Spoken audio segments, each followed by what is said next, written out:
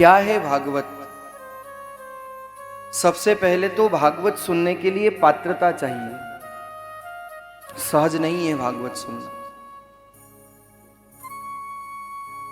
आप लोगों ने सुना होगा, शेरनी का जो दूध होता है वो केवल दो ही जगह टिकता है।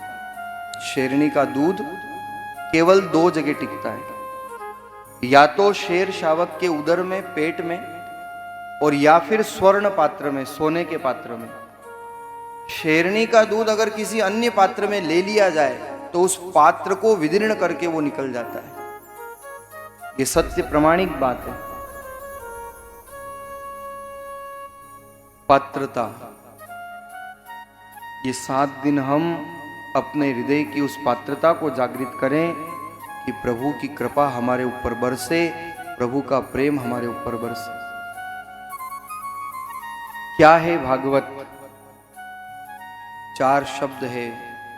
सबसे पहले भकार।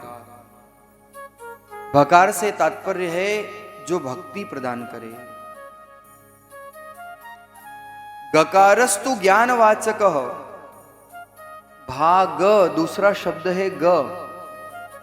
ग से तात्पर्य है जो ज्ञान प्रदान करे।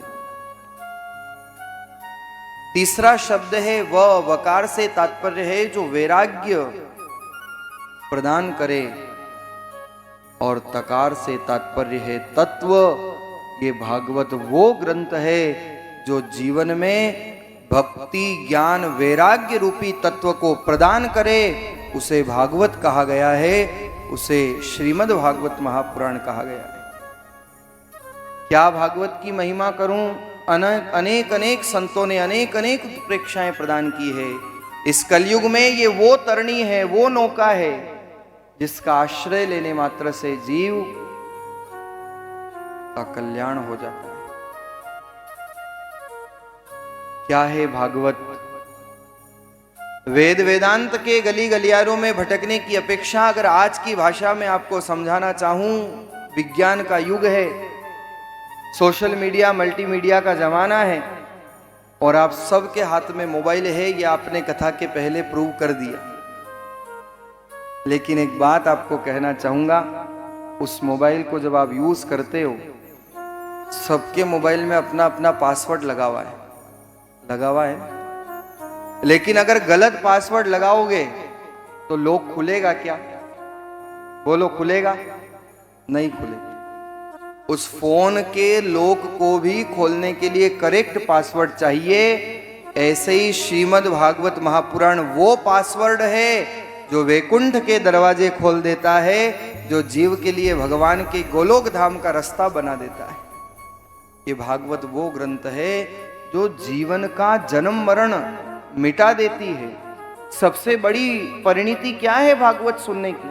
सबसे बड़ा फल क्या है? हर जीव को मृत्यु का भय लगा हुआ है और ये तो सत्य है कि आएगा सो जाएगा राजा रंग फकीर। इस यूनिवर्सल ट्रुथ को कोई बदल नहीं सकता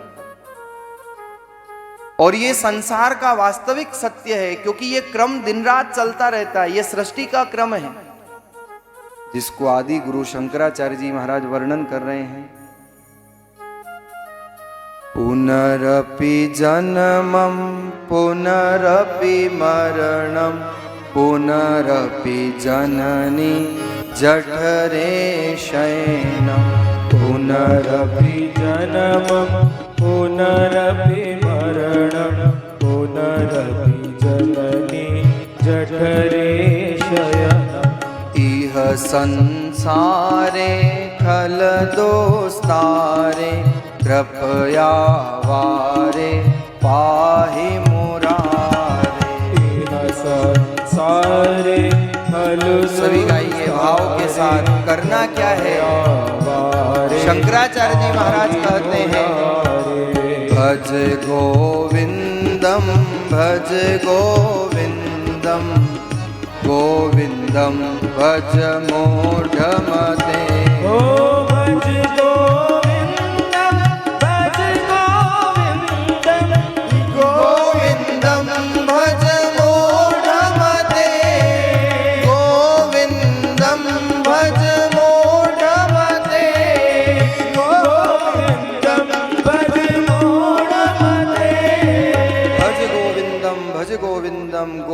गोविंदम भज मूढ़ मते, मूर्ख कह करके पुकारा है।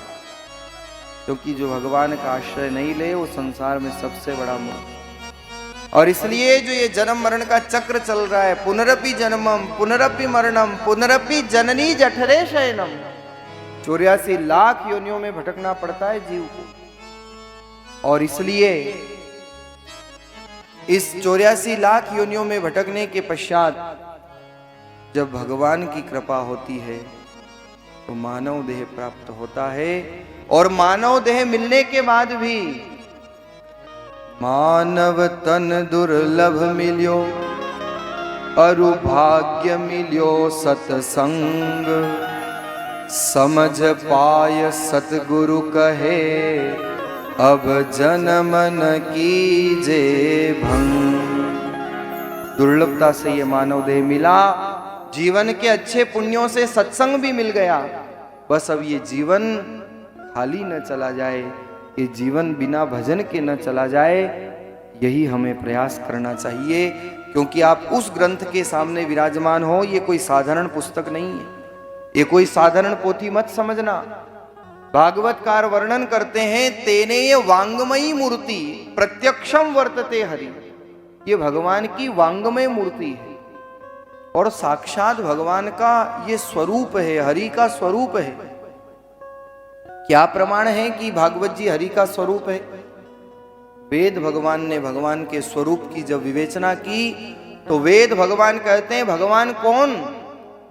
द्वादशांको वही पुरुष, जिनके 12 अंग हैं वो भगवान है। और भागवत में 12 स्कंद भागवत के 12 अंग हैं। ये इस बात को प्रमाणित करता है कि भागवत साक्षात भगवान का स्वरूप है।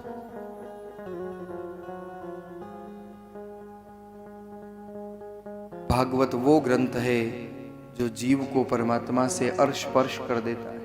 पहला ही शब्द भकार है, भकार का अर्थ होता है प्रकाश, वो चैतन्य स्वरूप। एक बात ध्यान रखना, भगवान खोजने से नहीं मिलते। बहुत लोग ढूंढते हैं, बहुत लोग खोजते हैं, लेकिन खोजने से भगवान नहीं मिलते। भगवान को अगर प्राप्त करना है तो इन कथाओं में खो जाने से भगवान मिल जाया करते हैं, इन कथाओं में डुबकी लगाने से भगवान मिल जाया करते हैं।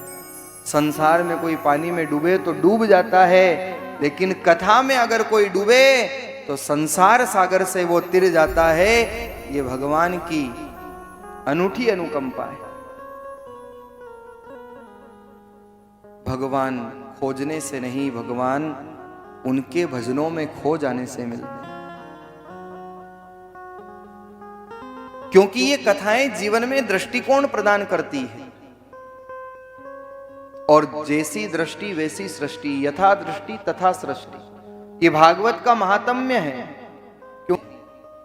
आपको पढ़ाया तो बहुत कुछ जाता है, लघु कोण, चतुर्कोण, त्रिकोण, षटकोण, अष्टकोण, बहुत कोण पढ़ाए जाते हैं, लेकिन जो सबसे आवश्यक है वो नहीं पढ़ाया जाता, और वो है दृष्टिकोण। क्योंकि जैसी दृष्टि होगी वैसी सृष्टि होगी, जैसा चश्मा पहनोगे वैसा रंग का संसार दिखाई देगा।